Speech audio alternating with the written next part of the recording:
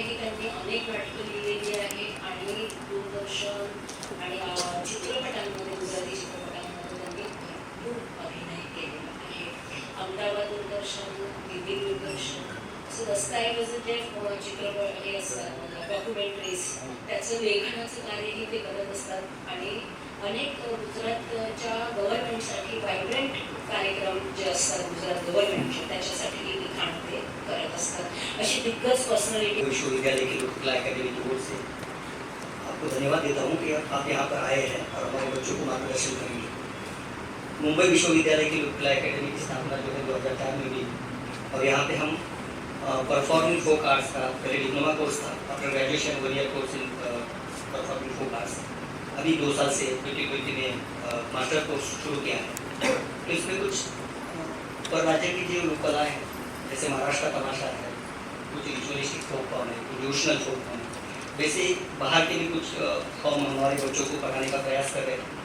तो हमारे पास में आपके जैसी डिग्निटरीज आए और आपका हमारा एक कोलैबोरेशन हो पाए तो बहुत अच्छी बात है। मैं उन्हें आपको धन्यवाद देता हूँ कि आपकी जैसी विभूति यहाँ पे आकर हमारे बच्चों को आप यहाँ पे मार्गदर्शन करें।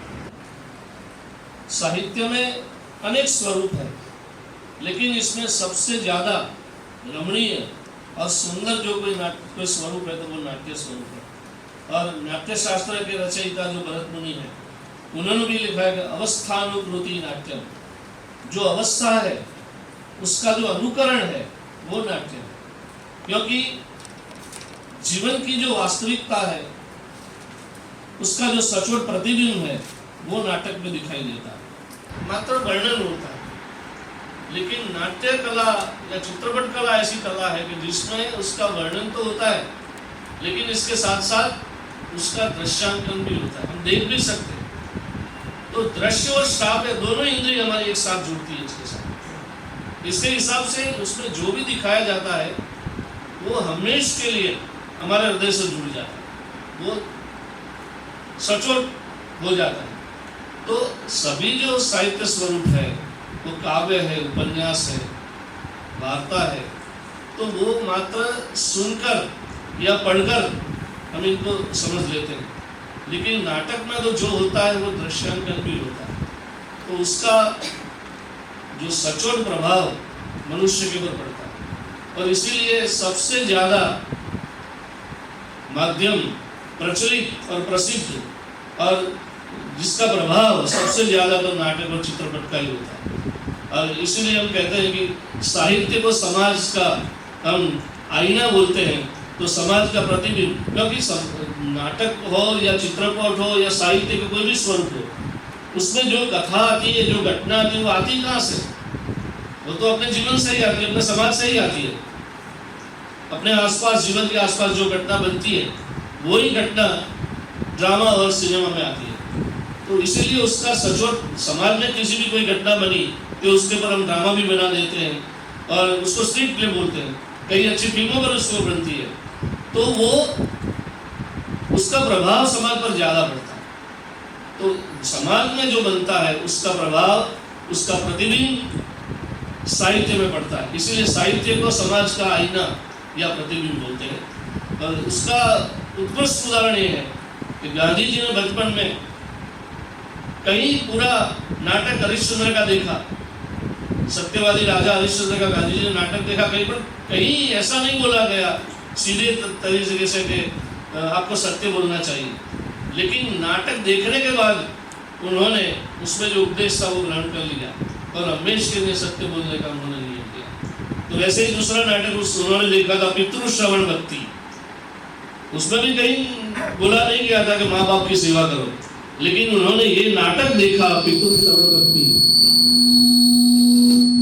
और ये नाटक देखने के बाद उन्होंने तय किया कि हमेशा के लिए मैं पहले अपने पिताजी के पैर दबाऊंगा, फिर रात को सोने की चीज जाऊंगा।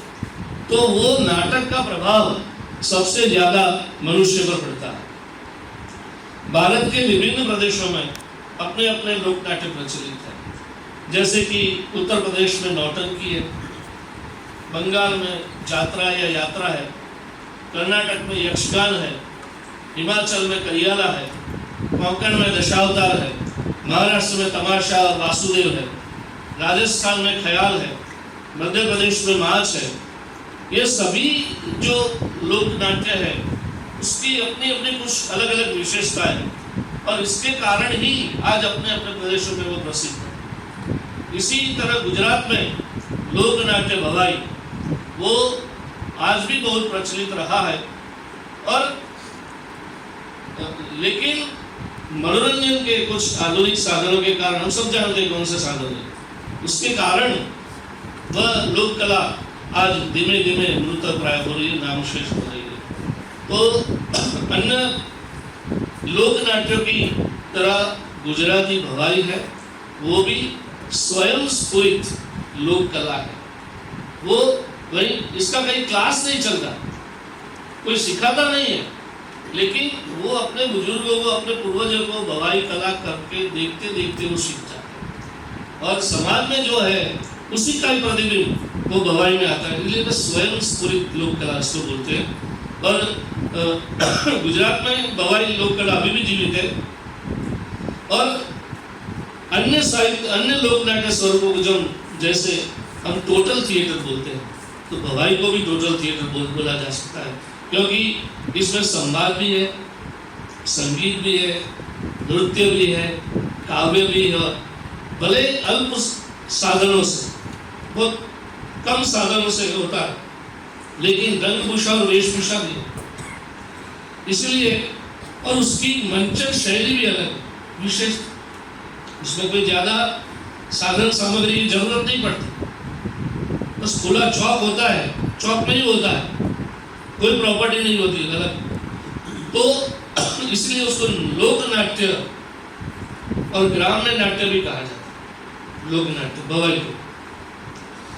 और उसमें ज्यादातर गांव में ज्यादा होती है, इसलिए ग्राम प्रजा जो होती है, गांव की प्रजा, उसकी जातिगत विशेषताएं हैं, उसकी वेदना संवेदनाएं हैं, उसके आचार विचार है, उसके उच्चार है, उसके रीति रिवाज है, वो सभी का उनमें बहुत सहज रूप से समन्वय होता है।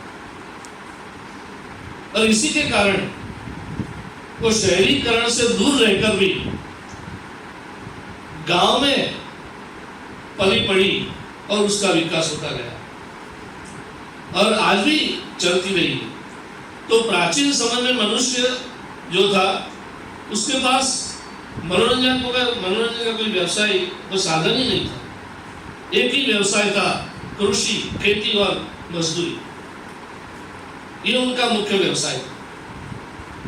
तो दिन भर लोग खेतों में काम करते, मजदूरी करते, पूरे दिन व्यस्त रहते, थकान का अनुभव करते, और शाम होते ही वो जब घर आते तो दिन भर की थकान की वजह से वो, उस समय तो लाइटें भी नहीं थी, तो अपना खाना पीना भी जो कुदरती लाइट है उसके अंदर पूरा करके वो जल्दी जल्दी सो जाते।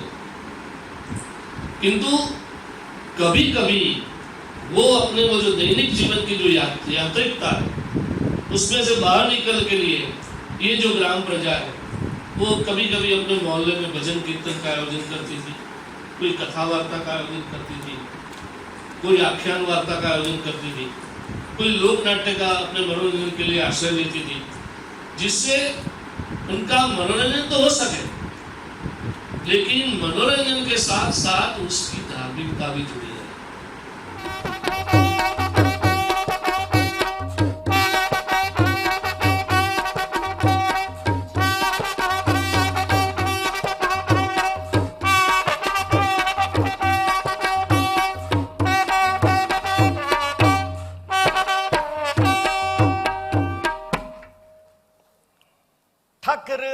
इतना आशीर्वाद ले जोरे, तारा सेवको ना दुखड़ा हर जोरे, तारा सेवको ना दुखड़ा हर जोरे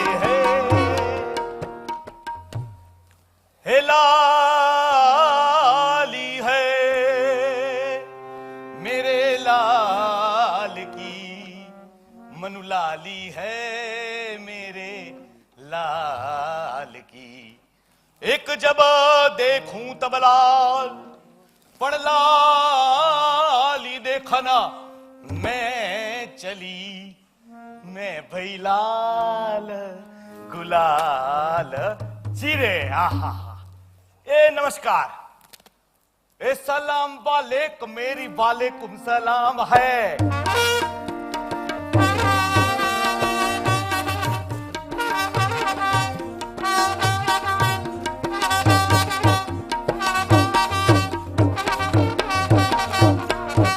अरे ए बैठे बढ़िया ना गणेश, हमने मानी की रात, मंचर मानी की रात, जो तेरे वाले की रात, हमारा तो मारा देवता, छोड़े तो बना, छोड़े के बना, छोड़े के बना, छोड़े हाँ, छोड़े के बना, छोड़े के बना,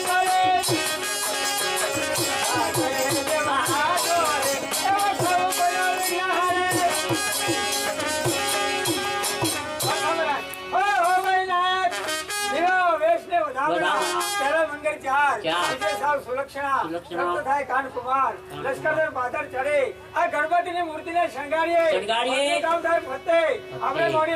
भक्तर माने जाता गणपति नो वेश एनो भावी भगतियो गुंजानो करना दंडाने दोतर बाल कानम ने चरोतर केवाय केरा विप्रने बोलावी अने गणपति बापानी पूजा करावो एवा रंग बड़ा रे भोलिया